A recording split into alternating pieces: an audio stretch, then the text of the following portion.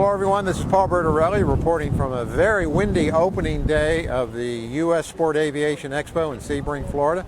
We've taken a look at the showgrounds here. There are some changes this year. This year we have a new vendor hangar for all the vendors, and there are also some new aircraft displays and a food court. Let's take a look around and see what we've seen today. Cub Crafters is doing well with the Carbon Cub and putting out almost 2 airplanes a week. At Sport Expo, they're showing a Carbon Cub with a newly redesigned cowling that improves cooling and takes care of engine hot spots. We're also getting a lot of interest in float planes and floats. Here's John Moreland to tell us about it. There's been a lot of interest in float planes since the previous manufacturer stopped building them, and for the last year and a half been looking for manufacturers. We discovered a builder here in Sebring called Mead Floats. It builds a very nice, well-designed composite float, and we have a Sport Cub that is currently having floats installed.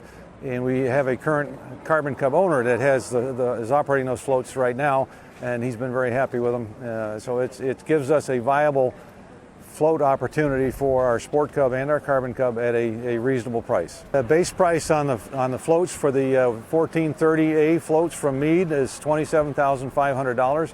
Installation will be extra depending on the ease of installation, but generally it'll be an additional $4,000 or $5,000 for installation, depending on whether or not we have any experience with installing those floats.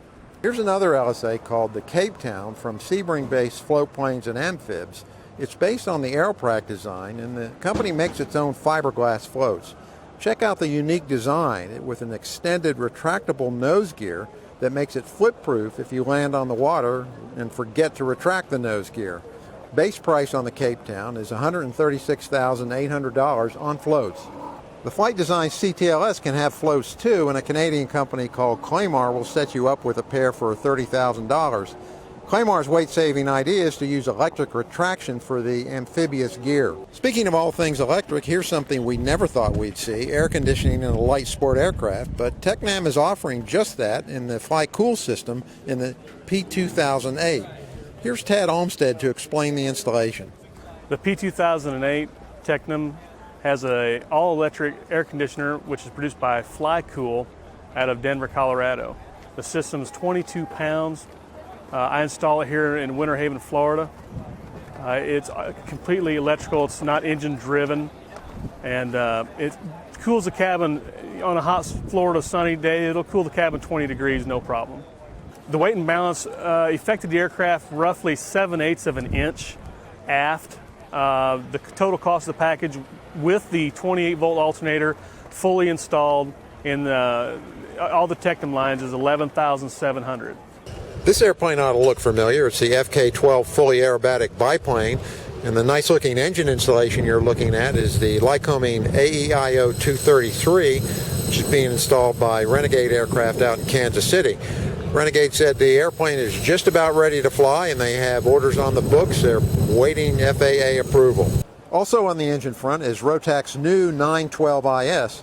Lockwood Aviation here in Sebring is distributing the engine and reports that the supply chain from Rotax is filling up and the engine is beginning to sell.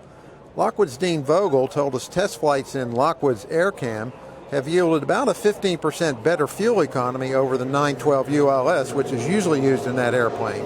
In a previous AVweb video, we reported on a test flight in Flight Design's new CTLSI, which also has the 912 IS.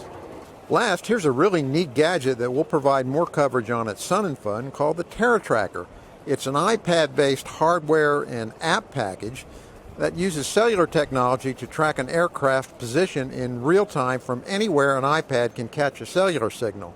It might be a nice thing for a flight school to have to keep track of its students and airplanes. Watch for more on that later. For AVweb, this is Paul Bertorelli reporting from Sebring, Florida. Thanks for watching.